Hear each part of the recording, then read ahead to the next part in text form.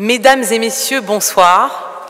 Si connaître Dieu, c'est savoir ce qu'il faut faire. Si l'éthique n'est pas le corollaire de la vision de Dieu, mais cette vision même.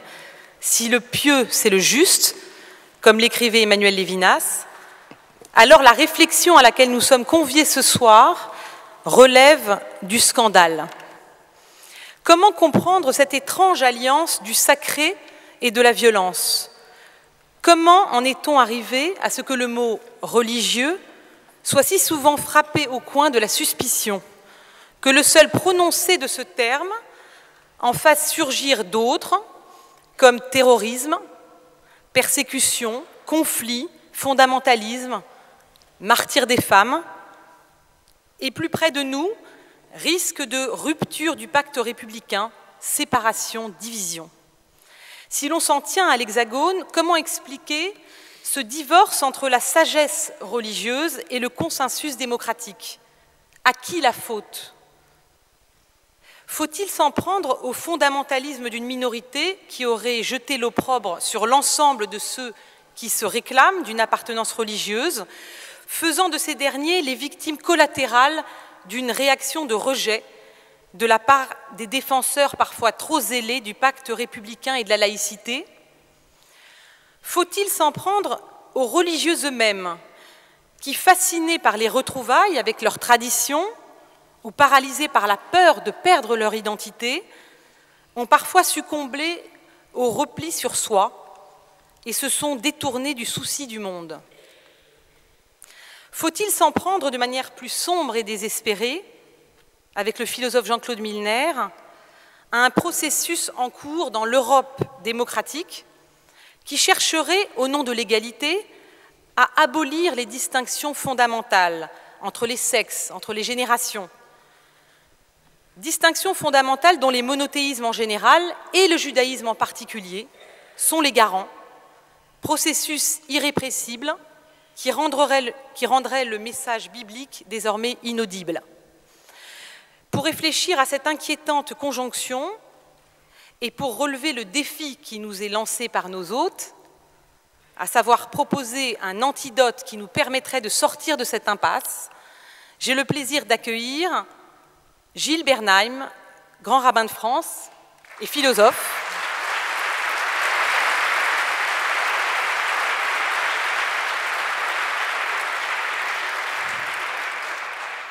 Gilles Bernheim qui, dans la lignée d'Emmanuel Lévinas, s'efforce de traduire la sagesse biblique en grec, seule manière de faire saisir à ses contemporains, juifs et non-juifs, la pertinence du message d'Israël. Gilles Bernheim qui a publié récemment un livre d'entretien avec des intellectuels intitulé « N'oublions pas de penser la France » et qui est l'auteur d'un document intitulé « Mariage homosexuel, homoparentalité et adoption, ce que l'on oublie souvent de dire », qui a fait grand bruit et auquel s'est notamment référé le pape, si j'ai bien compris, ou en tout cas le cardinal André XXIII. Aussi.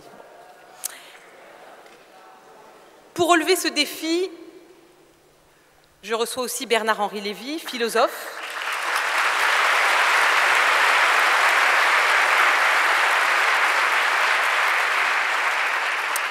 qui a consacré une partie importante de ses travaux à l'analyse du totalitarisme et du fondamentalisme religieux. Si une place importante est faite aux sources de la pensée juive dans ses ouvrages, notamment dans le Testament de Dieu, dans lequel il souligne l'urgence d'en appeler au testament monothéiste, et plus récemment Pièces d'identité, dans lequel un long passage est consacré au génie du judaïsme, c'est un regard de penseur laïque qu'il portera sur notre questionnement de ce soir. La parole est au grand rabbin de France, Gilles Bernheim.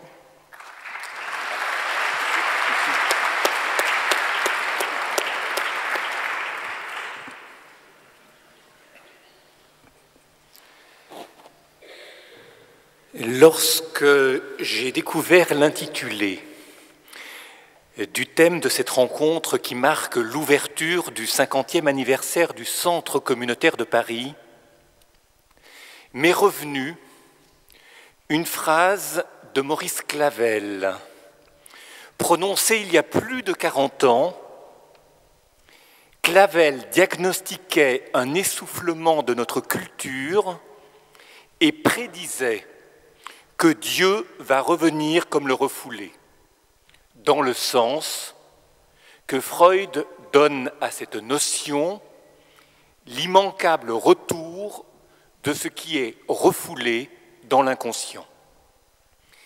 La conjonction d'un appauvrissement culturel et d'un retour du religieux s'est confirmée depuis. Elle est malheureusement aujourd'hui explosive. Ce qui se perd d'un côté en raffinement, en finesse de raisonnement, est souvent gagné d'un autre en ignorance, en confusion, en archaïsme laïciste ou en religieux primitif avec ses intransigences meurtrières. Ajoutons un gigantesque mouvement de mondialisation qui accroît les incertitudes identitaires, déracine les peuples, recouvre tous les humus locaux d'une terre aseptisée et finit par donner le mal de mer à des millions d'individus ballottés sur un même océan sans frontières. L'angoisse générée par un monde anonyme, le même pour tous, sans distinction, sans différence, sans dialecte culturel, favorise l'émergence de certitudes religieuses, au mieux intransigeantes, au pire meurtrières. Alors oui, que faire? Telle est la question que nous nous posons, Bernard-Henri Lévy et moi, tout au long de cette soirée. Dénoncer la violence d'une religion est chose aisée, surtout si cette religion est celle de l'autre. Alors posons la vraie question. Comment en est-on arrivé là? Et y a-t-il, comme il est écrit sur le carton d'invitation dans le petit texte habilement rédigé, y a-t-il un antidote qui permettrait aux spiritualités de s'affranchir des menaces fatales qui pèsent sur ces spiritualités? C'est en lisant un article de Marie Balmaru paru il y a plus de 20 ans dans la revue Études que j'ai mieux pu formuler une évidence, à savoir que c'est le déclin de l'idée même de la loi dans notre civilisation qui fait le lit des religions barbares et meurtrières. Pour expliquer ce déclin de la loi, rappelons que notre société occidentale s'est construite en quelques siècles sur la conquête des libertés. Liberté religieuse avec la Réforme, liberté de la science avec Galilée, liberté philosophique avec les Lumières, liberté politique avec les révolutions et la chute des monarchies. J'aurais pu dire libération de la femme, libération des Noirs, libération des esclaves, que sais-je encore. Mais aujourd'hui, l'homme de notre culture, libéré des lois de Dieu, celles des princes et des dogmes, ne se libère pas, il se considère comme d'emblée libre et libéré et se dirige progressivement vers une société de contrats plutôt que de lois. Quoi de plus léger qu'un contrat, et surtout tellement relié aux sentiments et aux désirs? Deux volontés s'associent pour échanger tel service ou tel morceau de vie commune, et si cela ne convient pas, pourquoi souffrir puisqu'on est libre? On défait le contrat et on se quitte. Qu'il s'agisse de biens ou de personnes, le contrat prenant fin, chacun retrouve sa liberté de désirer autrement avec d'autres. On en a fini avec la faute, religieuse ou civile. Qui peut vous blâmer lorsque votre désir change? Ce que je vous dis là, c'est peut-être une caricature de l'Occident, mais l'image nous revient de l'intérieur par ceux qui vivent ainsi, mais aussi de l'extérieur par ceux d'autres cultures qui parfois nous envient, mais souvent nous redoutent et même nous méprisent. Culture sans loi, disent-ils. Pour le dire avec nos mots, ils nous méprisent parce qu'à leurs yeux, nous sommes des barbares. Et devant une telle haine, nous les qualifions à notre tour, et à juste titre, de barbares.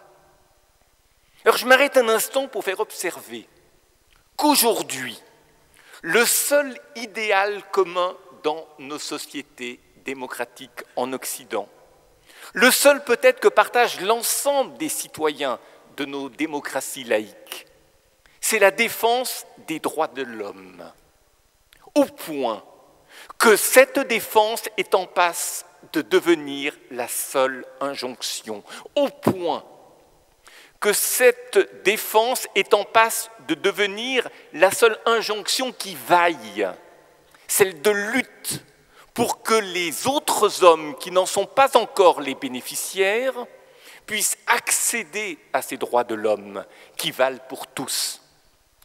Pour que ceux qui n'auraient pas traversé ces strates de libération progressive des tutelles aliénantes que nous avons évoquées tout à l'heure concernant l'homme occidental, par exemple, libération des tyrannies politiques, religieuses, intellectuelles, etc., que ces hommes-là puissent le faire, se libérer de toute tutelle.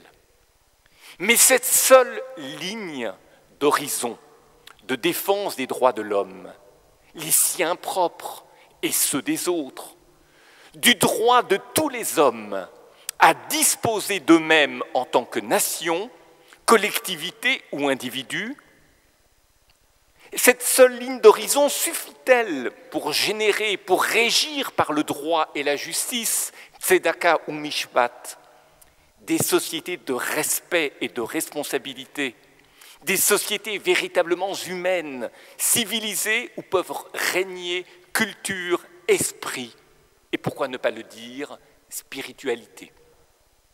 Cette cause des droits de l'homme est essentielle et signe un progrès indéniable sur lequel il n'y a pas à revenir. Mais une défense de droit qui n'est pas assortie de devoirs ne fonde pas une société de droit, elle ne structure pas plus une société qu'un individu.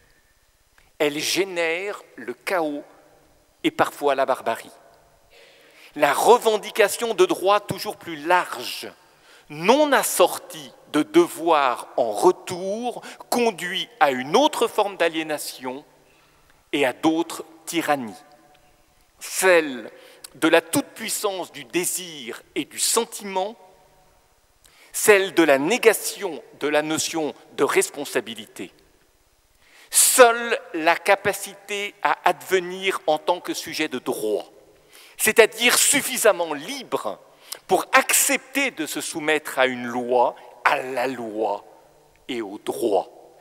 Seule une telle disposition peut favoriser l'émergence d'une société véritablement humaine, libre et juste. Pour illustrer cela, prenons un exemple très court. Le premier des 10 commandements, édicté par la Bible, ne proclame pas le droit à être libre.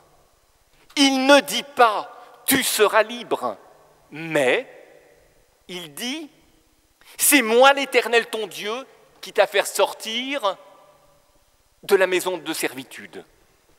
Comment abolit-on l'aliénation, et en particulier celle qui nous enferme en nous-mêmes?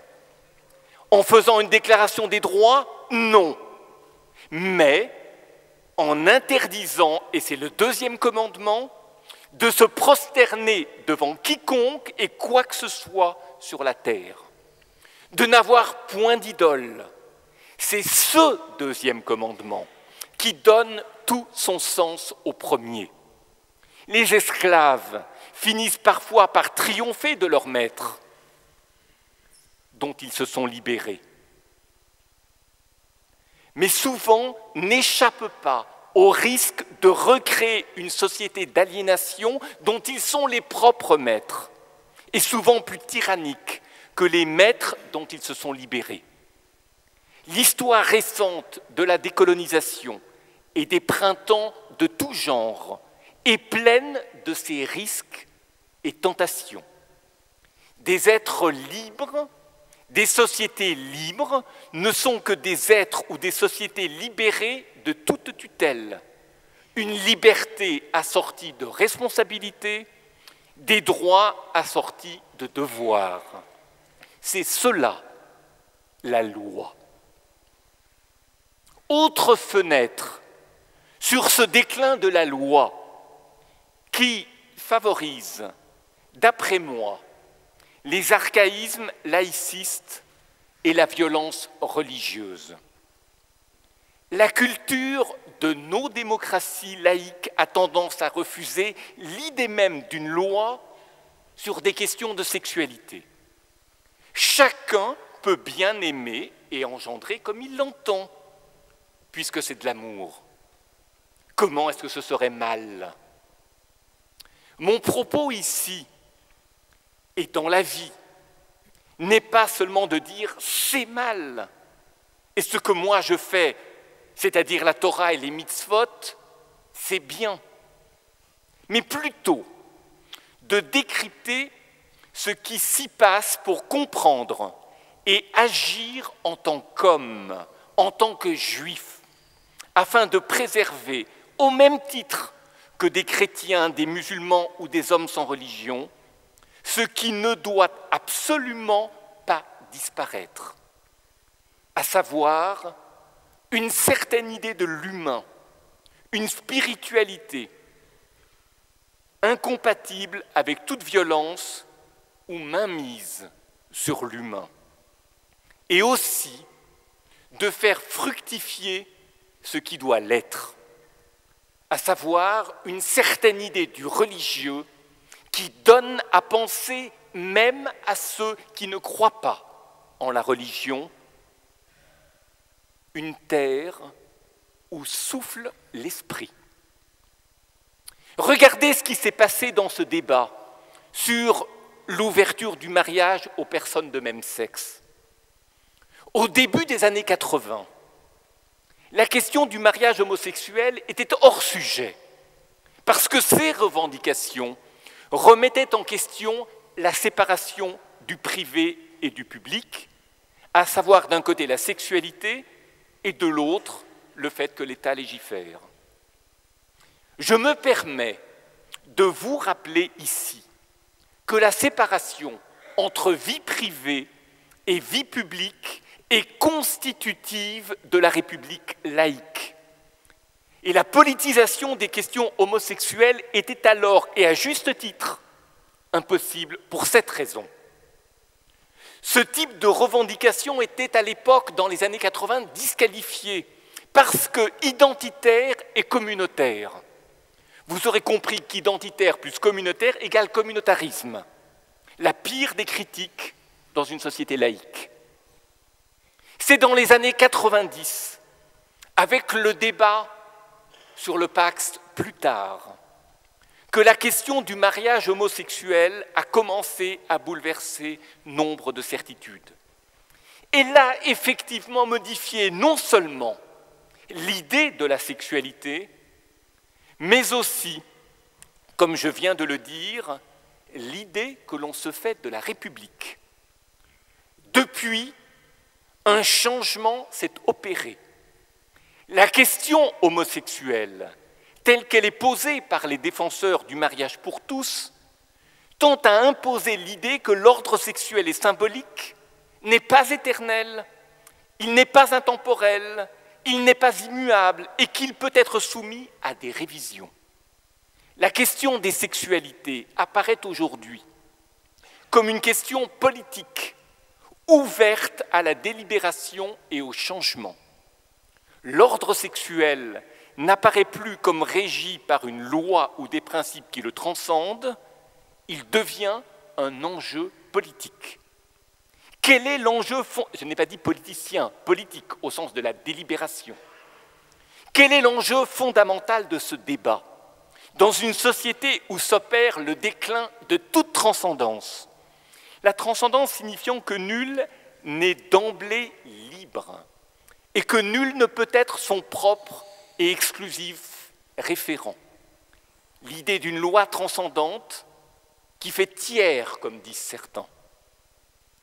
Cette problématique révèle froidement et sans dissimulation toutes les oppositions entre l'ordre politique qui se veut tout-puissant et l'ordre symbolique, culturel, anthropologique, religieux, spirituel, éthique, tout simplement. Cet ordre symbolique qui croyait jusqu'à peu échapper à la délibération, à la décision politique. Désormais, les deux ordres ne se respectent plus. Autour de l'individu, seul avec lui-même, n'existe plus, loin au-dessus de lui, l'ordre symbolique qui seul permet à l'homme d'échapper à ses propres tyrannies. Le nouvel ordre sexuel, comme on dit aujourd'hui, mis en avant par les féministes et les mouvements homosexuels, a pu émerger grâce à une disqualification du symbolique. Tout est désormais politique, tout dépend d'un politique qui n'assigne plus de limites au champ de l'intervention de l'homme. Tout relève de la délibération qui peut tout remettre en cause. Les conséquences qui découlent de ce nouvel état des choses sont vertigineuses. Il ne s'agit pas moins que de mettre un terme à un ordre vieux de milliers et milliers d'années. Nous sommes passés de l'ère du symbolique à l'ère du tout politique. Nous avons quitté la métaphysique, ce qui est au-delà, par-delà, ce qui échappe à la prise, à l'emprise ou à la mainmise de l'homme. Notre civilisation a écrasé la différence entre le plan et l'arrière-plan, le temporel et l'éternel, ce qui est fini et ce qui ne l'est pas, ce qui est infini. Alors ne soyez pas surpris que lorsque ces différences tendent à s'effacer, que les hommes sont perdus et que prospèrent simultanément des religions violentes et meurtrières, simulacres de religions auxquelles des esprits faibles et non préparés se raccrochent. Ces mêmes religions violentes et meurtrières marient de manière voilée le tout politique et le pseudo-symbolique. Alors, comment conclure? Quel antidote pour se prémunir de la barbarie, pour désenclaver cette étrange alliance du pseudo-sacré et de la violence, et favoriser, pour reprendre les termes du carton, une spiritualité saine? Qu'entendre dans les terribles événements qui secouent l'Occident tout entier, notamment depuis le 11 septembre 2001? Dans la haine et l'horreur qui poussent les émules de Ben Laden et les nébuleuses terroristes qui gravitent tout autour. Peut-être, et c'est un début de réponse, que l'on n'occidentalise pas rapidement des peuples d'une tradition tout autre, lecture à laquelle s'en ajoute immédiatement une autre. Le modèle occidental du progrès serait-il le seul? Et enfin, cette difficile question sur nous-mêmes. Qu'est-ce que le progrès? Qu'est-ce que l'homme moderne? Quels appétits auront induit chez cet homme moderne qui est naturellement, c'est-à-dire de manière naturelle, religieux, que l'énorme développement unilatéral de sa seule intelligence rationnelle aurait superficiellement laïcisé et coupé de ses racines profondes. Vous savez, le cri poussé à Téhéran, à Islamabad et ailleurs par les multitudes délirantes dont l'hystérie religieuse, entre guillemets religieuse, me cause une horreur sacrée, est une déformation monstrueuse, comme en produisent et en utilisent les fanatismes, déformation monstrueuse de cet appétit essentiel dans l'homme. Quel sens donner à sa vie? Appétit qu'il alimente par des sacrifices humains, s'il n'a pas de véritable pain spirituel pour l'apaiser. Pain spirituel qui doit être fait de pratiques religieuses, toujours accompagnées d'études, de réflexions, du sens de la contradiction, donc de dialogue et du sens de l'altérité. Et là-dessus, n'oubliez jamais que les Juifs qui étudient le Talmud n'étudient pas seuls, mais toujours à deux, parce que c'est de la confrontation de deux vérités pour mettre de la spiritualité dans le monde que naît la possibilité d'une vérité commune, c'est-à-dire l'idée même du vivre ensemble. Mais le fanatisme de ces foules de Téhéran, d'Islamabad et d'ailleurs me contraint à me demander quel peut être le principe d'une cohésion, d'une société profane, laïque, une société où la religion en tant que telle ne joue souvent de rôle, quand elle le joue, que dans l'intime. Cette question reste ouverte. Alors, à l'occasion du 50e anniversaire du Centre communautaire de Paris, que nous fêtons ce soir dans ce lieu prestigieux de la culture européenne, je m'interroge plus que jamais. Ne faudrait-il pas inventer, entre guillemets, ou peut-être s'inventera-t-elle elle-même, une forme nouvelle de présence de la religion dans la structure de la cité? Présence cohérente aux fins de l'une et de l'autre, c'est-à-dire de la religion et de la cité, c'est-à-dire à la transcendance du Dieu de la foi et à l'immanence de l'être social. Il faudra de grands efforts d'imagination où un prophétisme jaillit d'une foi d'autant plus forte qu'elle sera comme le retournement et la réorientation vers le haut du nihilisme contemporain pour que l'homme occidental échappe à l'effondrement de ses valeurs et refasse la preuve que les valeurs peuvent redevenir universelles. Cette conversion n'est l'affaire d'aucun dogme à lui seul, ni d'aucun parti. Comme nous le disait déjà le Talmud, et c'est par là que j'aimerais conclure, c'est un acte de Dieu qu'il faut appeler comme la pluie par la prière. Je vous remercie.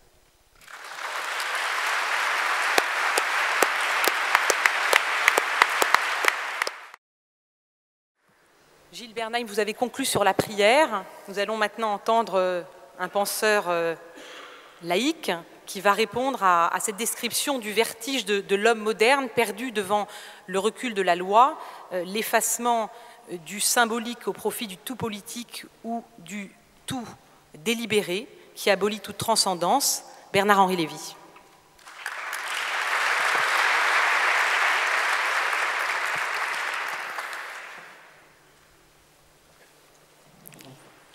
Oui, je vais essayer de répondre aux remarques, comme toujours, très fortes et très stimulantes du grand rabbin Gilles Bernheim. Je crois que c'est la troisième fois que nous débattons ensemble et c'est pour moi toujours une grande joie. Je voudrais vous dire d'abord ma joie aussi d'être là aujourd'hui et d'ouvrir avec Gilles Bernheim ce jubilé du Centre communautaire juif de Paris. Je n'ai pas tout à fait l'âge de l'avoir vu naître, ce centre communautaire, mais enfin, j'ai l'âge quand même d'avoir vécu une grande part de son histoire et d'avoir pu mesurer, et j'y repensais toute cette journée, le chemin qu'il a parcouru, le rôle qu'il a joué dans la cité et ce que nous célébrons à partir d'aujourd'hui. Je me souviens, je crois que le centre est né donc en 1963, je l'ai connu une quinzaine d'années plus tard, à une époque qui vivait encore pour partie dans le climat de l'après-Seconde Guerre mondiale, où le judaïsme était perçu, bien sûr, par nombre de juifs, comme une gloire et comme une exultation, mais par nombre de juifs aussi, comme une fatalité, une calamité, un mauvais destin. Le fameux mot de Heine, « Être juif, je ne le souhaiterais pas à mon pire ennemi que de la torture et de la souffrance ». Le centre communautaire de Paris, dans les années 70, c'était un des lieux où on réapprenait, après la Shoah, la gloire, la noblesse, la ferveur et la possibilité d'être juif. C'est un lieu où on apprenait à le faire, et cela aussi était nouveau. Et ceux qui ont connu ces temps-là le savent, à visage découvert. Des juifs, il y en a toujours eu.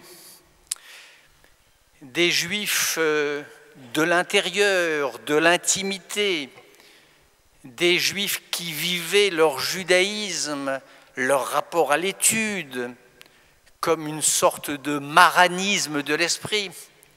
Les années 20, les années 30, les années d'après-guerre en ont été pleines.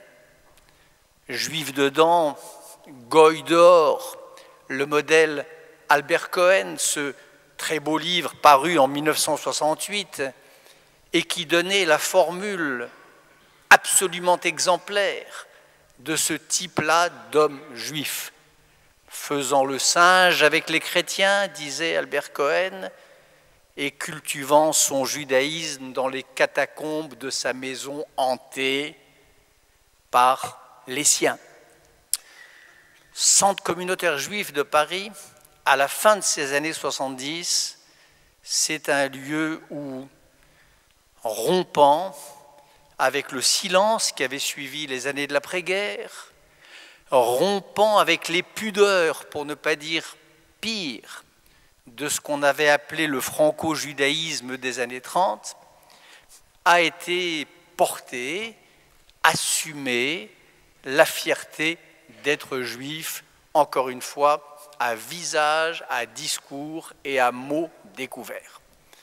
Je me rappelle nos premiers débats au centre Rachi, Rafi Marciano était déjà là, le président s'appelait M. Price, et je me souviens qu'il y avait un effet de scandale à venir dire, par exemple, qu'il y avait dans les textes bibliques autant, au moins, que dans les grands textes de Platon, ou de Hegel, ou de Kant, pour penser la liberté des hommes. Et le centre communautaire, dont nous fêtons aujourd'hui le jubilé, a eu aussi cette fonction tellement importante dans la société française et dans la société intellectuelle française, dans la communauté universitaire de notre pays. Non pas de penser le judaïsme comme une sorte de savoir fermé sur lui-même, à l'abri de ses propres canons, de ses traités singuliers, mais de le penser comme une ouverture au monde. Ce qui s'est dit pendant en tout cas les 37 ou 38 ans dont je peux témoigner, ici, ou au centre Rachi, ou au centre Poissonnière. Ce qui s'est dit, c'est que le judaïsme français, bien sûr, exigeait réparation pour les torts, pour les crimes sans précédent qui avaient été commis contre lui, mais qu'il avait aussi quelque chose à dire, à apporter et à offrir au monde. Le centre culturel communautaire, qui va s'appeler culturel, je crois, bientôt, juif de Paris, était un de ces lieux où Jérusalem, loin de se contenter de s'opposer à Athènes, ou de fortifier ses positions en exil ou dans la clandestinité face à une Athènes impériale, osait, et peut-être pour la première fois, s'adresser à Athènes, l'affronter sur son propre terrain, dans sa propre langue, c'est-à-dire le français, et de lui remontrer qu'il y avait des vérités, qu'il y avait des théorèmes, qu'il y avait des intuitions spirituelles, morales, politiques, que le judaïsme était le seul à pouvoir formuler. Et j'ai tant de souvenirs de débats au centre Rachi, entre juifs et non-juifs, où c'est bien de cela qu'il s'agissait, pas des dialogues interreligieux, pas des espèces de comédies œcuméniques, non, mais l'assertion selon laquelle la pensée juive avait quelque chose à dire au monde qui sans elle ne se dirait et ne se penserait pas. Et cela, encore une fois, pour qui connaît un peu l'histoire du judaïsme, en tout cas français, cela est sans précédent, cela est l'œuvre de l'institution que nous célébrons à partir d'aujourd'hui, et je voulais le rappeler en commençant.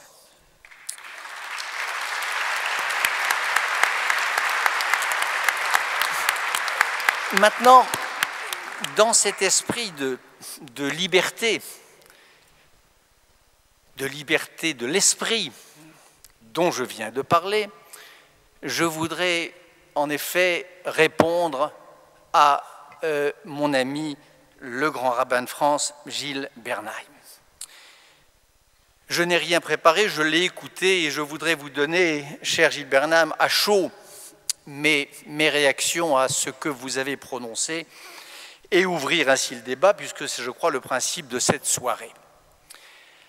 Accord absolu avec l'idée que la loi du désir ne saurait être la loi. Accord absolu sur l'idée que l'économie libidinale, un monde soumis à la seule logique d'une libido n'écoutant que sa propre voix ou son propre murmure, serait un monde invivable. J'ai commencé ma carrière philosophique il y a presque 40 ans maintenant, et cela m'a coûté assez cher en disant cela, que le désir au poste de commandement, cela veut dire le désir pour l'homme de bien de faire le bien, mais le désir pour le méchant de faire le mal, le désir du violeur exaucé et recevant le droit de violer, et ainsi de suite. Bien sûr, cet économisme libidinal, cette version désirante du progressisme est une des malédictions de l'époque. Là-dessus, je vous entends très bien. D'accord aussi sur l'idée que, pour reprendre le mot de notre maître commun Emmanuel Lévinas, la liberté est difficile. Bien pauvres en esprit ceux qui s'imaginent que la liberté est un donné, qu'une fois reçue, elle est acquise, et qu'une fois acquise, elle persévère dans son être. Non, la liberté est incertaine, fragile, et sans cesse tenter, c'est même sa pente naturelle de se retourner en son contraire. Ce que nos textes appellent l'idolâtrie, ce n'est rien d'autre que la tentation permanente de céder à, de s'assujettir à, de se prosterner devant les idoles, c'est-à-dire le monde. La liberté, elle se construit à chaque instant, c'est un effort titanesque, et seul celui que Jean-Paul Sartre appelait le salaud, c'est-à-dire celui qui se pense installé dans son être, là dans l'être est bien là. C'est ça la définition du salaud selon Sartre. L'être là, là dans son être, est bien là. Seul celui-là pense que la liberté est définitivement acquise. Donc, que ce travail de lutte contre les idoles, c'est-à-dire contre les tutelles dans lesquelles la liberté se fond, soit toujours à reprendre, je vous entends aussi très très bien. L'idée que l'on soit libre dans le rapport à la loi, cela me semble également acquis. C'était la conviction, et cela fut démontré par le grand philosophe des Lumières, le grand philosophe du désassujettissement, c'est-à-dire Emmanuel Kant, qui disait que pour se désassujettir, pour se libérer, la seule voie était de, non pas l'autonomie absolue, non pas se donner sa propre loi, mais se rendre hétéronome à ce qu'il appelait la loi morale et qu'on peut appeler autrement. Donc que l'homme libre ne dise pas « abat la loi » mais « vive la loi », que l'homme libre structure sa liberté en fonction et à partir d'une loi en surplomb, cela me paraît être au cœur de la sagesse juive, bien sûr, mais aussi au cœur de la philosophie des Lumières. Et accorde naturellement aussi sur l'horreur sacrée que vous inspirent ces foules de Téhéran et d'Islamabad. Je les ai un peu vues. Il m'est arrivé de renifler le souffle de cette bête-là, et je peux vous dire que de près, c'est encore plus horrible qu'à distance. Alors, les désaccords maintenant, ou en tout cas les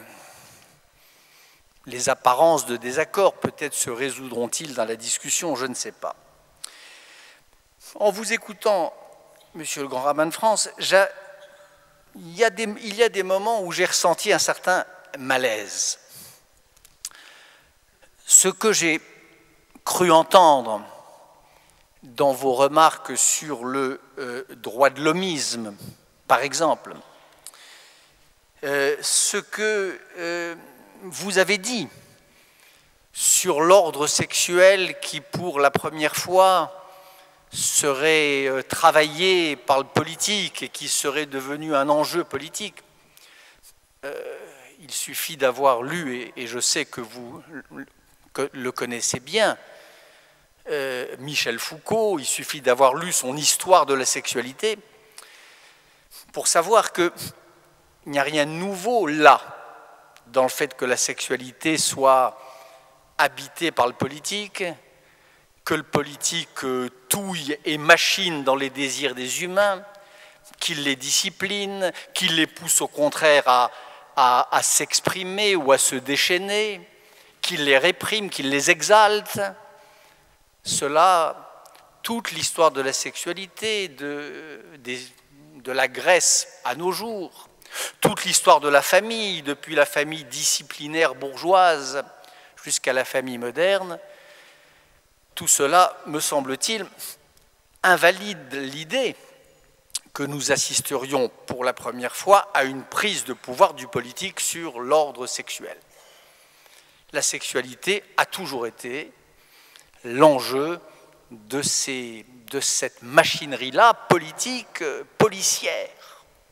Foucault démontrait très impeccablement, dans le deuxième tome de son Histoire de la sexualité, comment la sexualité était le lieu même où la police exerçait ses injonctions et opérait ses quadrillages. Sur la question du mariage gay, je ne crois pas que ça soit la question la plus fondamentale de ce temps, ni même de notre débat, mais là aussi, malaise pour moi. L'histoire de la famille, en général, en France en particulier, a déjà connu une si longue histoire. Elle a connu tant de remaniements, tant de bouleversements au cours des âges, au cours des siècles.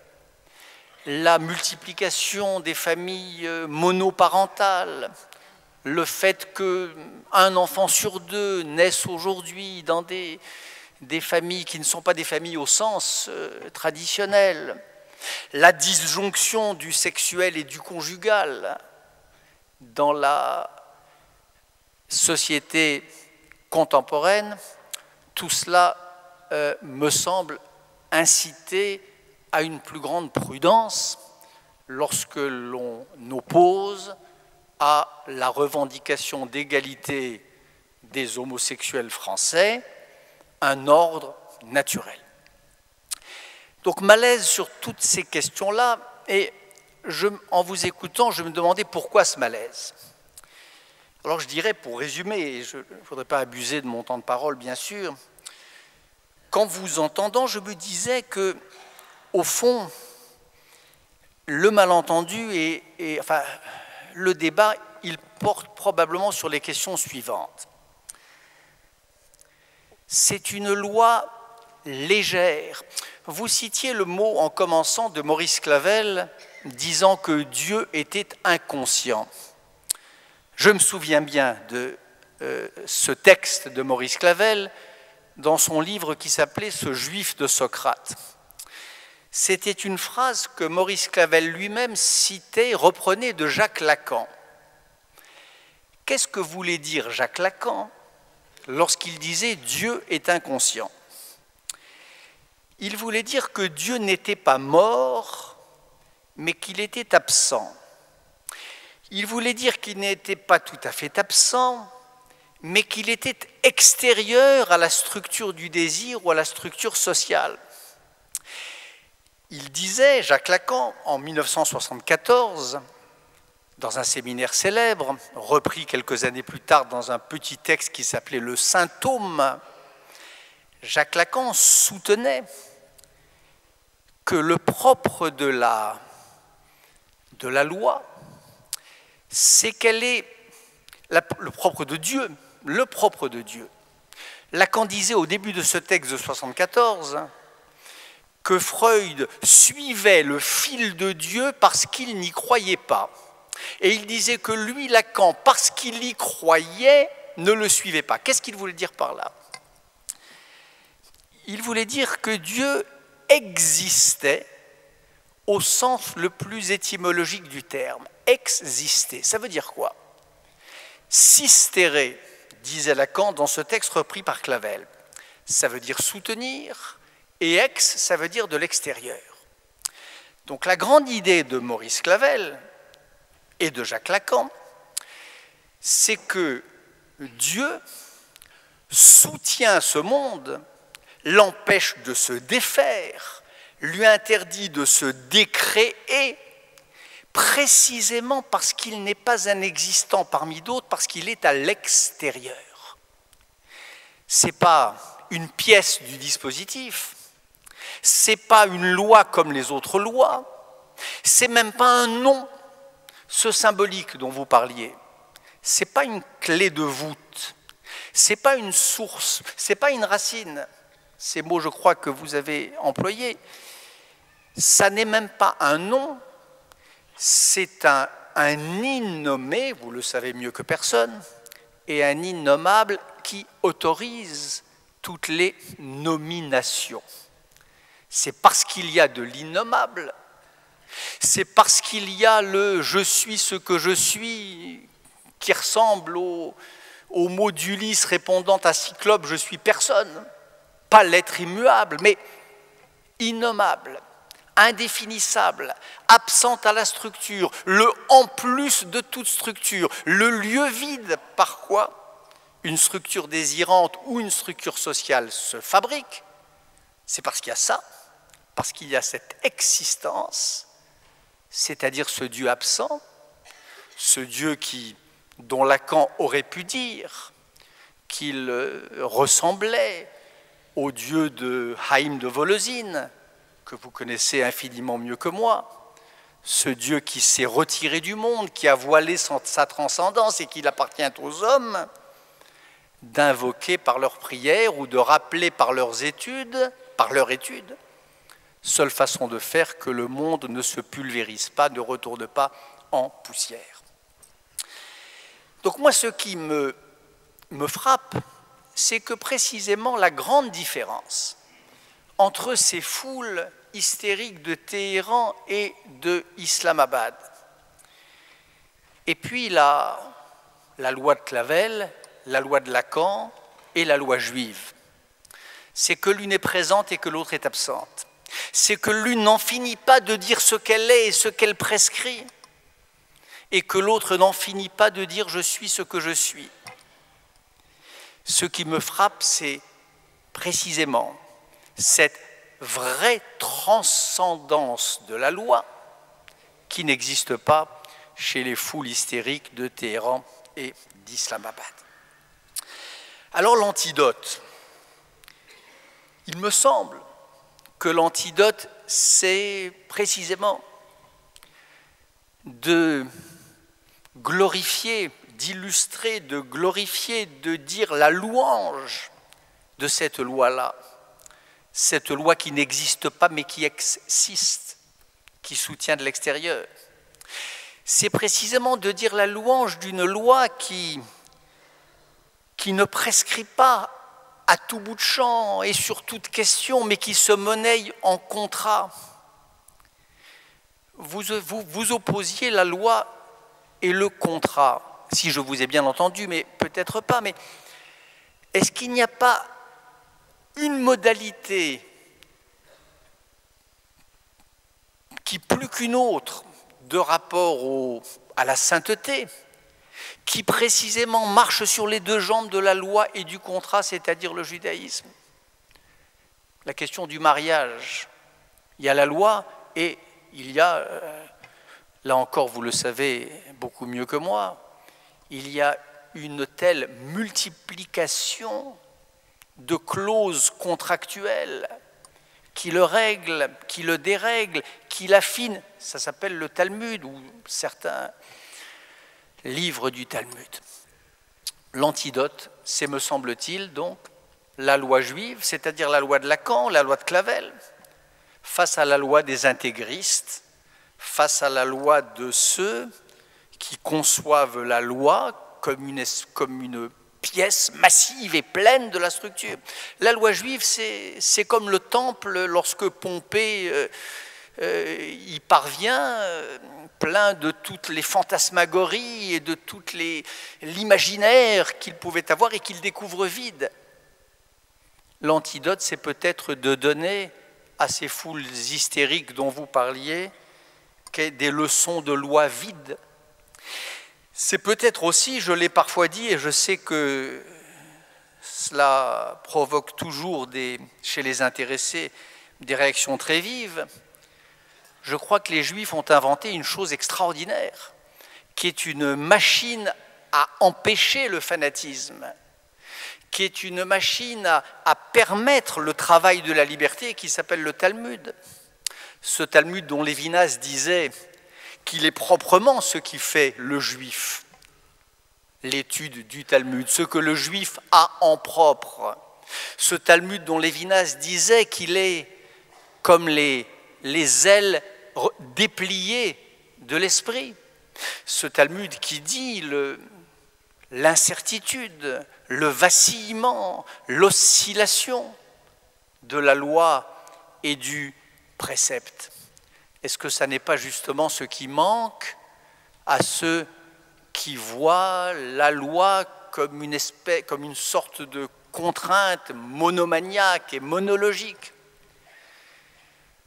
L'antidote, c'est aussi face à tous ceux qui pensent, et au fond c'est ça, la racine de tous les totalitarismes et de l'islamisme radical aujourd'hui, c'est ça le point commun à tous les totalitarismes quels qu'ils soient, face à ceux qui pensent qu'il y a une bonne communauté, qu'il y a une bonne manière de fabriquer le lien qui tient les humains entre eux, et qu'une fois qu'on le tient, ce lien, on s'y tient, et qu'on y tient les hommes et les femmes, et que l'une, comme Aya Nursi Ali, s'avise, ou la Bangladeshite Taslima Nasrin, d'en sortir de ce lien-là, elle est condamnée à mort. Face à tout cela, qui vivent dans le mirage de la bonne communauté, il me semble que l'antidote philosophique dont les Juifs ont une formule, et me semble-t-il la moins mauvaise, c'est l'idée d'une communauté jamais finie, d'une communauté toujours imparfaite, d'une communauté qui n'a pas de fond, d'une communauté qui n'a pas de voûte, d'une communauté dont la loi fonctionne comme cet existant sans nom, mais qui permet les nominations et les proférations. Voilà moi ce qui me rend fier d'être juif, voilà ce qui fait que, à la mesure de mes très modestes moyens, j'essaie de persévérer depuis 40 ans dans cet être juif. Et voilà ce que, me semble-t-il, nous avons, nous, juifs, à dire à toutes les versions planétaires d'Athènes, c'est-à-dire du reste du monde. Je vous remercie.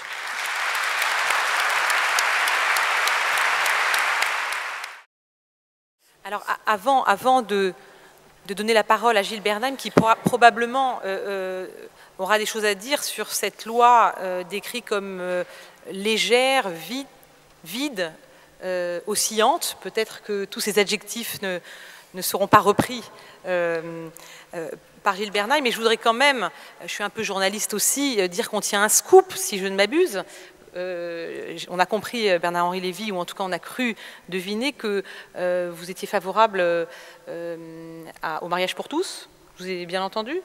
Pas au mariage pour tous. Je pense que le mariage pour tous est une très mauvaise formulation. Au mariage gay, entre homosexuels, oui, mais pas le mariage pour tous. Et je pense d'ailleurs que les partisans de cette affaire-là ont bien tort d'appeler ça le mariage pour tous. Mais ça, c'est une autre affaire. Et dans votre description, on sentait bien que vous avez d'une certaine manière dédramatisé cette loi en disant il y a eu un certain nombre d'évolutions des mœurs en général, et en voilà une de plus, décrivant finalement une loi qui autoriserait le mariage entre personnes de même sexe comme une différence de degré plus qu'une différence de nature avec ce qui pouvait exister auparavant. Écoutez, moi je crois que, comme je suis, enfin, même sans être laïque d'ailleurs, je crois que ce dont il s'agit là, dans ce débat qui est en train d'arriver à son terme et à son pic, ce n'est pas un sacrement, il est question d'un contrat. Il y a deux mariages. Il y a le mariage civil, qui est un contrat. Ce n'est pas un contrat sacré. On nous explique ici ou là qu'on est en train de toucher au lien sacré du mariage. Voilà extrêmement longtemps, depuis la séparation des églises et de l'État, depuis déjà la constitution du 16 février 1993 proposée par Condorcet, que le mariage n'est pas sacré, qu'il se double chez ceux d'entre nous qui le souhaitent, qu'il se redouble d'un deuxième lien, d'une autre alliance, elle sacrée, prenant la forme d'un sacrement, bien sûr. Mais ce n'est pas de ça qu'il s'agit. Il s'agit aujourd'hui, l'adresse qui est faite aux législateurs est de traiter de ce contrat-là, qui porte le même nom que le mariage religieux, mais qui est une affaire proprement civile. Donc je ne le dédramatise pas. J'essaie simplement d'être laïque jusqu'au bout. Nul ne contraint, grand Dieu non, les hommes de foi, un homme de foi, de céder sur sa doctrine, et ça je le comprends parfaitement, et je comprends très bien la position du grand rabbin, la position de la hiérarchie catholique. Mais nul ne contraint non plus un citoyen de vivre selon des commandements qui ne sont pas forcément les siens. Donc voilà ce que je pense. Et ce que je pense aussi, mais ça je vous l'ai dit, c'est que il me semble qu'on a abusivement mobilisé dans cette affaire une psychanalyse qui n'en peut mais qui a été, dont les semonces et les doctrines ont été, à mon sens, détournées. Je ne crois pas que la question de la transmission et même de la filiation soit vécue dans le freudisme originaire et postérieur comme une affaire naturelle. Je ne pense pas que l'ordre de la transmission soit perçu, et l'ordre symbolique, et la triangulation du réel, de l'imaginaire et du symbolique est au cœur de l'affaire. Et plus ce quatrième terme, qui est en effet la loi, je ne pense pas que ça soit une affaire naturelle, obéissant à un ordre éternel, et où il y aurait que l'on ne pourrait fracasser ou que l'on ne pourrait entamer sans mettre en péril l'espèce elle-même. Là, je pense qu'il y a une dramatisation politique qui n'a pas lieu d'être et à laquelle un grand nombre de psychanalystes sérieux auraient à opposer leur propre conception du symbolique, leur propre conception de la différence entre le réel et la réalité, et ainsi de suite. Voilà. Sur la question du mariage gay, mais dont, encore une fois, je ne souhaite pas qu'elle soit au cœur de ce débat, voilà ce que, pour ma part, je pense et que j'écrirai dans quelques jours d'ailleurs. Non, pas, excusez-moi. Donc je voudrais entendre Gilles Bernheim.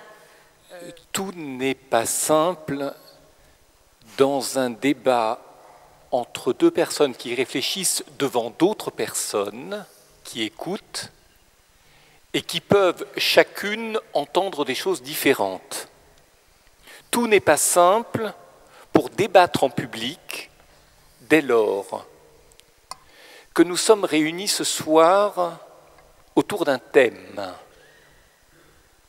et que l'usage que nous faisons de certains mots peut être différent, et je l'entends mieux en écoutant attentivement Bernard-Henri Lévy, notamment sur des termes aussi pointus que ceux de l'existence, au sens lacanien du terme, que sur l'idée de transcendance, sur le positionnement de la loi par rapport au social, que sur l'idée de l'innommable, tel qu'Emmanuel Lévinas le qualifie, et de cette société de contrat vers laquelle nous tendons, dont Bernard-Henri Lévy pense, de mon point de vue,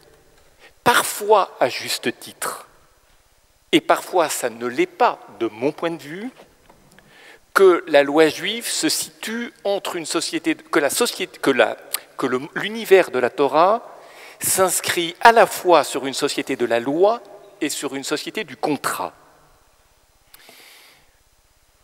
Ce que vous avez dit, pour ne pas partir l'un et l'autre dans d'ultimes et multiples dissertations commentant à chaque fois des mots qui ont été prononcés, et nous recentrer sur l'essentiel.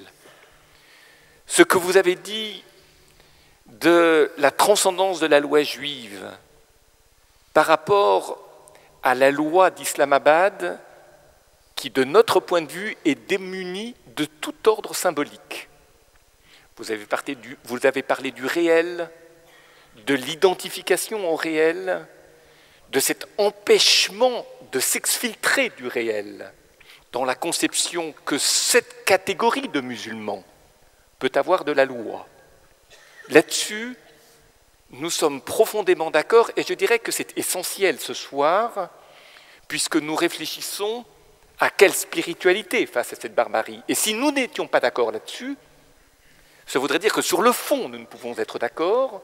L'étant, nous avons non pas la même idée de la loi, mais en tous les cas, nous prévenons ensemble les mêmes risques de dévoiement de la loi juive face à cette loi de l'islam intégriste qui est démunie de tout ordre symbolique. Et ça, c'est très important ce soir. Deuxième point, société de contrat, société de la loi, déclin de la loi, société de la loi. Je suis d'accord et pas d'accord avec vous, et je m'explique.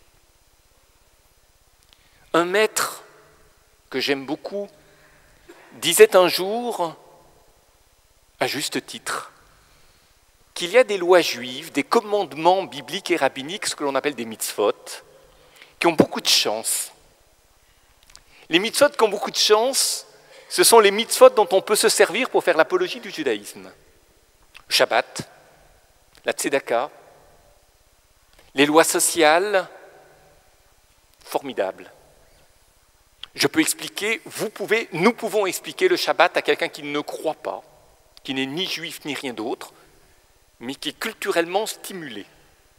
Retrait du monde, changer son regard sur, renouvellement, ressourcement, c'est facile. Si je vous pose la question, un enfant mamzer, qui est issu d'un couple où la femme a eu un enfant avec un autre juif alors qu'elle n'était pas divorcée, et qui entre dans une logique où il ne peut plus épouser quelqu'un du peuple d'Israël, et puis cette succession d'interdits qui peut traverser les générations.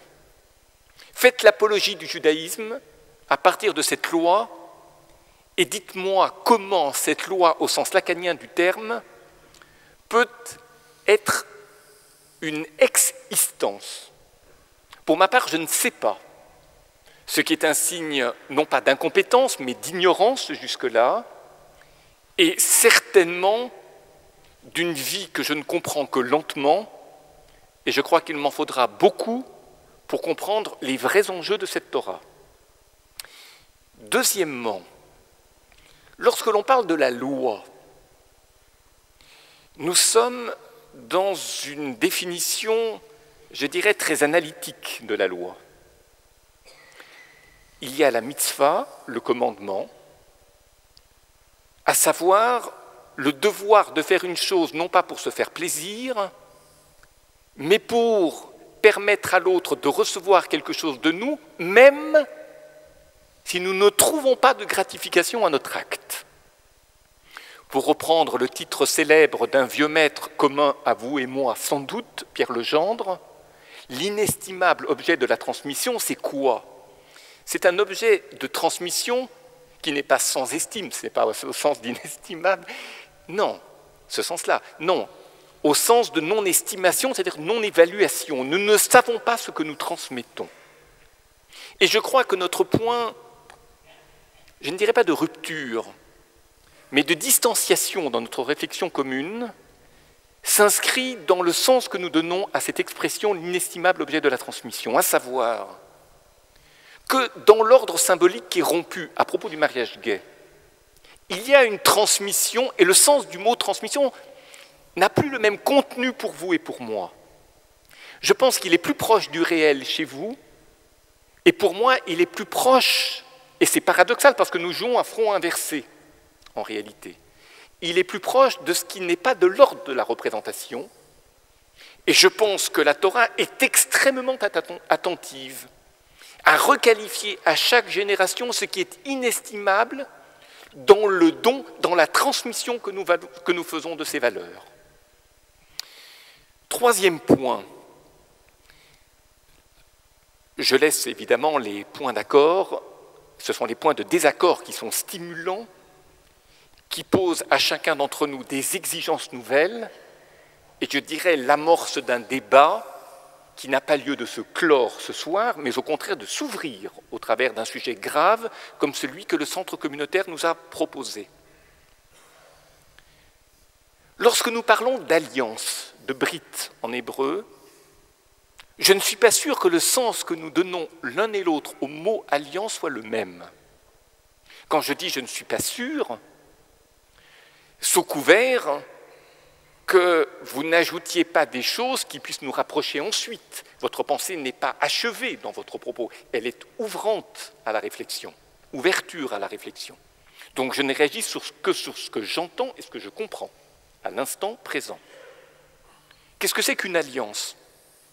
Soit le peuple d'Israël s'est retrouvé au pied du Sinaï, et comme nous l'enseigne le Midrash, commenté par cette célèbre leçon talmudique d'Emmanuel Lévinas sur la page du traité de Shabbat dans les 4 lectures talmudiques, le Talmud enseigne qu'après avoir proposé ces 10 commandements, comme de la loi, à d'autres peuples qui l'ont tous refusé pour une raison précise, Israël s'est vu contraint d'accepter la loi dans sa totalité.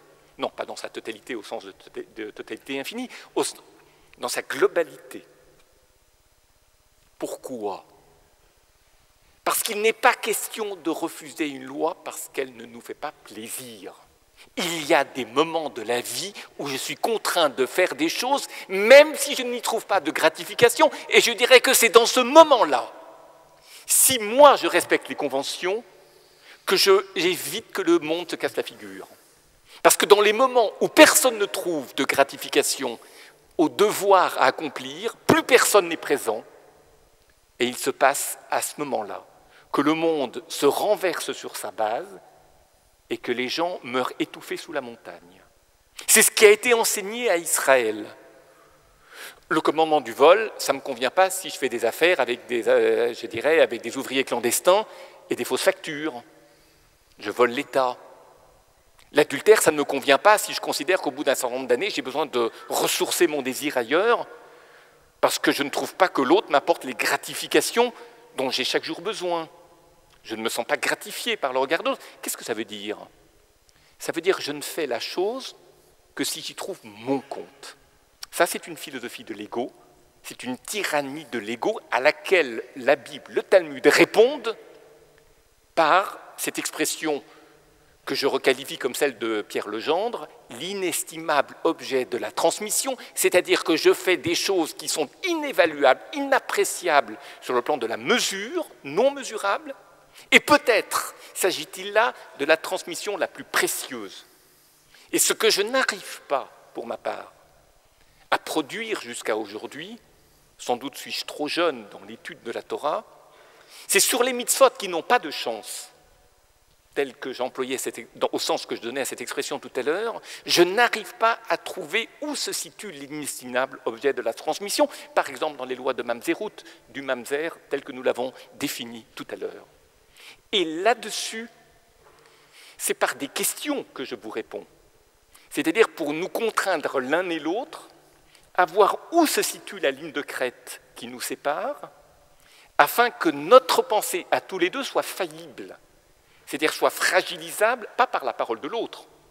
Je dirais, entre deux personnes qui réfléchissent, c'est normal si elles sont, disons, attentives et honnêtes.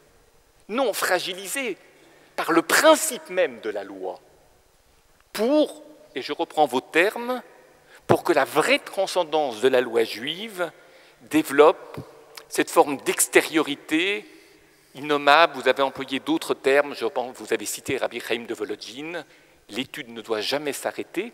Il faisait étudier les gens à la sortie de Kippour lorsque tout le monde court à la maison pour manger, pour que l'étude ne s'arrête pas dans cet instant-là, précisément pour reprendre cette idée que Claude Rivlin définit comme le dur et le mou, à savoir que la pensée ne durcisse pas, qu'elle ne se fiche pas, qu'elle ne génère pas des certitudes, et ce fatalisme dont la loi d'Islamabad est porteuse. Ça, c'est difficile, Mais c'est facile à faire sur les mitzvot qui ont de la chance, c'est difficile à vivre au quotidien, et puis c'est encore beaucoup plus difficile dès lors que chaque mitzvah se subdivise en de multiples mitzvot avec des règles d'approche qui sont modifiables à tout instant au cas par cas par la halakha. Et alors là, je convie la superbe intelligence qui est la vôtre, et je le dis sans flagornerie, à travailler sur cette subtile loi pour qu'elle ne s'enlise jamais. Et je n'ai pas pour autant besoin de quelqu'un qui croit, quelqu'un qui pratique. J'ai besoin d'une intelligence qui m'aide à rendre fragile la loi, surtout lorsqu'elle n'a pas de chance. Merci.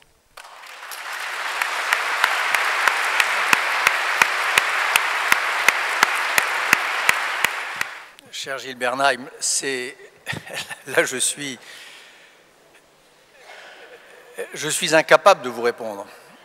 Car si vous êtes jeune dans l'étude de la Torah, moi je suis un enfant, un être non parlant, à l'orée du par-l'être dans l'étude de la Torah. Donc les questions que vous vous posez, que vous les posiez, me les rend plus vertigineuses encore. Et je ne veux pas répondre. Ce que je dirais simplement, c'est que ce qui me semble être, depuis ma très grande ignorance, le génie du judaïsme, au sens où Chateaubriand parlait du génie du christianisme, c'est en effet les deux choses.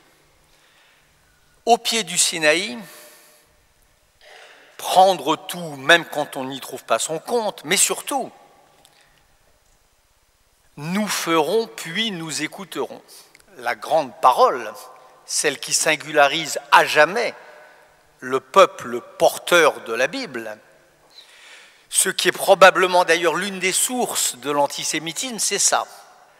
C'est cette idée qu'à l'opposé de toutes les autres tribus qui commençaient par écouter et puis qui, comme ça leur convenait pas, décidaient de ne pas faire, cette idée d'être parlant qui décide de faire avant d'écouter. Ça, normalement, c'est le principe du fanatisme.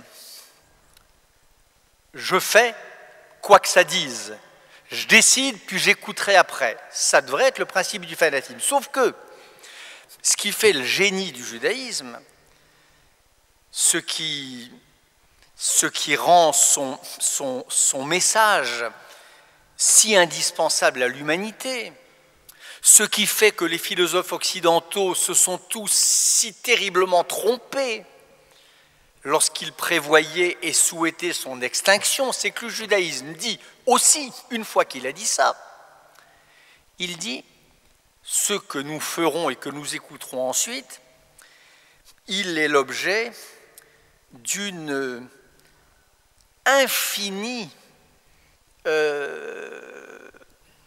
interlocution, d'une multiplication des points de vue, d'un interminable amendement, d'une historicisation sans fin. C'est les deux à la fois.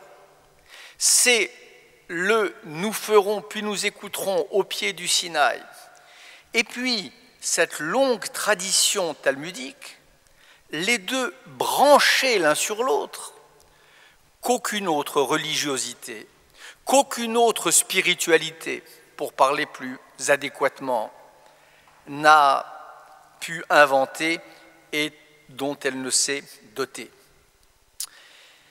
Après, les mitzvot qui nous arrangent et celles qui ne nous arrangent pas. Là-dessus, un autre de nos maîtres, enfin que nous avons déjà cité l'un et l'autre d'ailleurs, Emmanuel Lévinas, donne, me semble-t-il, le commencement de la formule. En tout cas, l'ébauche d'une piste qui permet de s'y retrouver. Lorsqu'il fait de l'éthique la philosophie première, lorsqu'il substitue à l'optique une éthique, comme il dit aussi, lorsqu'il dit que la grande affaire du judaïsme, c'est ce lien de chaque instant infiniment, constamment réaménagé entre les sujets parlants. Lorsque Lévinas dit ça, il ne parle jamais des droits du sujet. Lorsqu'il parle des droits de l'homme, d'ailleurs, dont vous parliez en commençant, c'est jamais les droits de soi, homme parlant et réclamant des droits. La spécificité de la pensée de Lévinas sur cette question, qui dit là aussi la gloire du judaïsme et sa manière de peut-être de penser ensemble les deux éléments de cette aporie que je disais, c'est que c'est toujours les droits de l'autre homme. La grande formule de Lévinas, c'est que quand je dis les droits de l'homme, c'est jamais les miens, c'est ceux de l'autre. La grande pensée de Lévinas, c'est celle du « après vous ». Le concept que Lévinas apporte en propre à la grande tradition de l'éthique occidentale, c'est le concept de substitution. C'est l'idée que autrui se substitue à moi dans le geste ou dans la pensée morale. Lévinas arrive dans une conjoncture philosophique que vous connaissez bien, qui nous a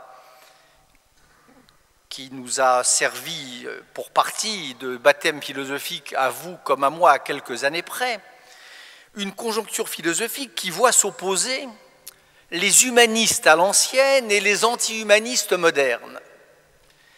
D'un côté, les tenants d'une humanité insécable, atomique, qui est comme une petite demeure que chacun porterait en soi, qui serait la maison de sa subjectivité, cet infracassable noyau de droit qui ferait un sujet et qui ferait son identité, une espèce d'identité subsistant à tous les doutes, à toutes les révocations de préjugés ou de certitudes, la subjectivité cartésienne. Puis en face, quand Lévinas arrive sur la scène philosophique, il y a les anti-humanistes, c'est-à-dire ceux qui disent tout ça c'est de la foutaise, un homme c'est un courant d'air, un homme c'est rien, c'est un point par lequel passent des tas de forces, des forces de désir, des forces, pour parler comme Freud, des forces d'intérêt, pour parler comme Marx, ou des forces d'évaluation, pour parler comme Nietzsche. Et un homme, c'est un lieu de passage, c'est une auberge espagnole où tout cela circule. Il y a ces deux conceptions-là, une subjectivité ramassée sur elle-même, jalouse de son insularité, impénétrable à autrui. Et puis, une subjectivité trouée, une subjectivité sans dedans, une subjectivité qui n'est rien d'autre qu'un effet de discours. Et ça, c'est la postérité de Heidegger, en gros. Lévinas dit qu'il y a une troisième solution. Il est le seul à la pensée à travers non pas Athènes, mais Jérusalem, à travers sa lecture de Rosenzweig notamment, et c'est cette idée d'un sujet otage d'autrui, obligé d'autrui, qui est celui qui se met à la place de l'autre. Alors cette histoire de décentrement, cette histoire de substitution, qui est l'apport le plus original de Lévinas à cette affaire d'éthique qu'il remet sur le devant de la scène et qu'il ramène dans le débat philosophique, qui va ensuite opérer à travers un grand juif mort prématurément qui était Béni Lévy dans ses dialogues avec Sartre. Cette idée-là, cette idée des droits de l'homme qui sont les droits de l'autre homme, cette idée d'un décentrement du sujet, plein mais décentré, c'est, me semble-t-il, ce qui permet de penser ensemble comme non contradictoires dans leur dialectique magnifique. Nous ferons puis nous écouterons du Sinaï, et puis cette infinie interlocution qui est la chair de la loi telle qu'elle se met en œuvre dans l'étude et dans le Talmud. Voilà la seule chose que je peux répondre à votre question.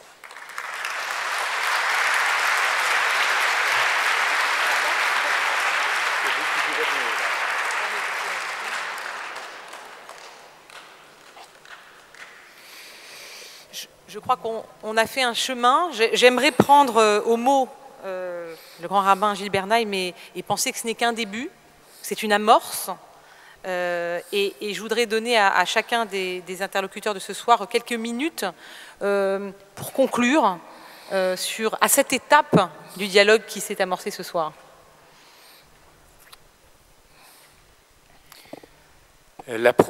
Pardon, j'ai pris d'autorité la parole, mais sans doute est-ce de la chutzpah de ma part.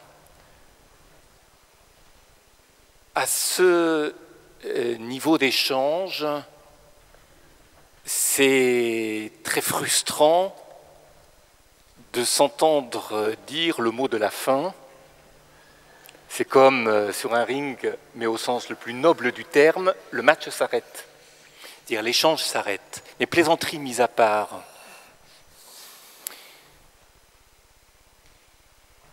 Sur la lecture lévinassienne des méditations cartésiennes, telles que le rapporte Bernard-Henri Lévy, évidemment que ces lectures, que cette réflexion de Lévinas nous a nourris l'un et l'autre. Mais il y a un point sur lequel le désaccord ne peut pas être repoussé de la main comme ça. Je recentre en guise de conclusion là où nous nous séparons. Et quand je dis nous nous séparons, sur l'essentiel, pas sur les modalités par des exemples où chacun peut avoir sa lecture, sa sensibilité, ses modes de raisonnement, et c'est normal, et c'est sain, et c'est ce qui fait l'objet d'une lecture renouvelable. Je pense que notre point de désaccord se situe précisément sur l'hypothétique proximité qui existe entre la place des mitzvot dans le monde et la société de contrat dont nous avons parlé ce soir. Et je veux conclure par un exemple, de manière à rester sur une parole non philosophique, mais une parole audible par tous. À savoir que lorsque j'aime quelqu'un, et que je vis avec cette femme sans avoir la moindre obligation, aucun contrat ne nous unit, aucune alliance ne nous unit, nous n'avons rien signé. Nous sommes libres de nous aimer, nous nous aimons tant que nous n'avons nullement l'envie de nous tromper mutuellement. C'est à cet instant-là que se pose la question de l'alliance. Pourquoi m'obligerais-je à épouser cette femme si, en toute liberté, je n'ai aucune envie de la tromper? Parce qu'en l'épousant, en signant ce contrat, d'une certaine façon, je me contrains à ne pas la tromper. Donc mon amour pour elle sera moins libre, il sera moins entier, je n'emploie pas le mot plein, il sera moins entier. Alors pourquoi passer par l'alliance? Là, je crois que la réponse se situe dans la capacité à introduire un manque dans le désir. C'est-à-dire une petite exfiltration, un petit retrait, un petit, pardon d'employer cette platitude, un petit sortir quelque chose du désir pour le remettre plus loin. Ça, c'est le sens de l'alliance thoraïque. Là-dessus, nous sommes d'accord en théorie, Mais dans la mise en situation de ce principe, dans les exemples que nous avons l'un et l'autre donnés, nous n'étions plus d'accord. Et je ne suis pas sûr de savoir retrouver à quel moment s'inscrit la séparation. Je la comprends intellectuellement, parce que l'un et l'autre, nous avons fait des études communes, mais de l'autre, je n'arrive pas à le replacer dans notre situation d'homme face à un monde qui nous interpelle, auquel nous pouvons répondre des choses différentes en nous référant à un même principe, c'est-à-dire à une même loi oscillante, pour reprendre le terme utilisé tout à l'heure. J'avais très envie, à la fin de votre intervention précédente, pas de la prise de parole, mais dans le débat, vous parliez de Lévinas, après vous, monsieur.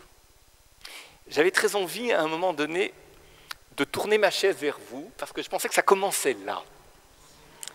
C'est-à-dire, nous allons entrer sur le fond.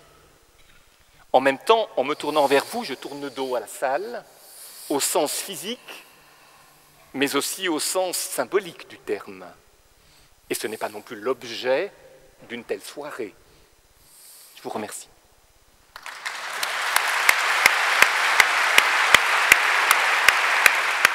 Sur ce qui rapproche les mitzvot des contrats tels que nous les avons vaguement évoqués ce soir et tels qu'ils fonctionnent dans une société démocratique, là encore, j'en sais beaucoup moins que vous, et donc je ne m'aventurerai pas à essayer d'y entrer plus avant. Je ne sais pas. Je ne sais pas. Ce que je peux dire en revanche, et entendez-le comme vous voudrez, j'aime l'idée d'une société basée sur les contrats. Je trouve que c'est une société respirable. Je trouve que c'est une société où la liberté est plus intense. Parce que l'avantage d'un contrat, c'est qu'il est révisable. C'est qu'il ne prétend jamais être le chiffre impeccable, définitif d'une relation entre des humains. C'est qu'il est toujours sujet à amendement. Et comme je crois très profondément que la racine de ce qu'il y a de pire entre les humains, c'est cette idée que certains connaîtraient le chiffre, auraient le secret de la formule, sauraient comment il faut paître le troupeau humain, auraient la bonne baguette ou la bonne férule. Je crois que c'est ça vraiment l'origine de tout. Que le chiffre soit au ciel, qu'il soit sous la terre, qu'il soit dans les bosquets sacrés, qu'il soit dans une lettre impeccable, indiscutable, comme chez les islamistes radicaux. C'est ça l'origine qui rend les sociétés irrespirables à certains. C'est ça la matrice des totalitarismes. Donc une société qui nous dit que tout ce qui est de l'ordre du profane, tout ce qui est de l'ordre des rapports civils entre les sujets, peut être l'objet de contrats, est une société qui me semble être sur la bonne pente, est une société qui me semble vaccinée contre le totalitarisme. Vous disiez tout à l'heure que les foules hystériques d'Islamabad nous méprisaient ou nous haïssaient, je crois. Voire nous enviaient peut-être. Ah voilà, ben, j'allais dire ça. Voilà. Moi je pense qu'elle nous envie. Je pense qu'elle nous envie et que, au fond d'eux-mêmes, y compris ceux qui défilent en criant mort aux infidèles, en plaidant pour la lapidation de celles et de ceux qui prétendent sortir de la loi, ceux qui nous envient au fond, c'est cette idée d'un lien social jamais parfait, toujours troué, qui bien sûr obéit se trouve sous la tutelle invisible de cet autrement qu'être, pour parler comme Lévinas, ou de cette loi du père, pour parler comme les Freudiens, mais un père percé, qui permet à la structure sociale elle-même d'être fracturée. Et c'est dans cette fracture, c'est dans ce jeu que la liberté difficile, toujours à remettre sur le métier, se faufile et, à sa manière, toujours modeste, toujours impécunieuse, finit par triompher. Voilà ce que je pense sur cette affaire de contrat.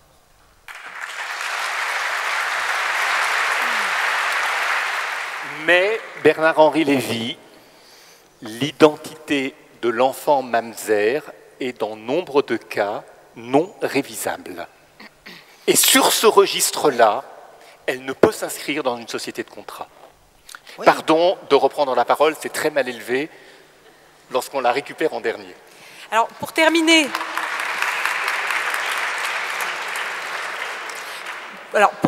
juste pour rebondir quand même sur le mamzer, parce qu'avant que vous ne soyez là tous les deux, nous avons eu un très bel enseignement sur le mamzer dispensé par Marc Heisenberg, président de l'Alliance israélite universelle, selon laquelle quand un mamzer est plus savant qu'un prêtre, eh bien, il a primauté sur le prêtre. Donc, primauté du savoir. Et donc, parfois, les mitzvot de la mamzerout ont aussi de la chance.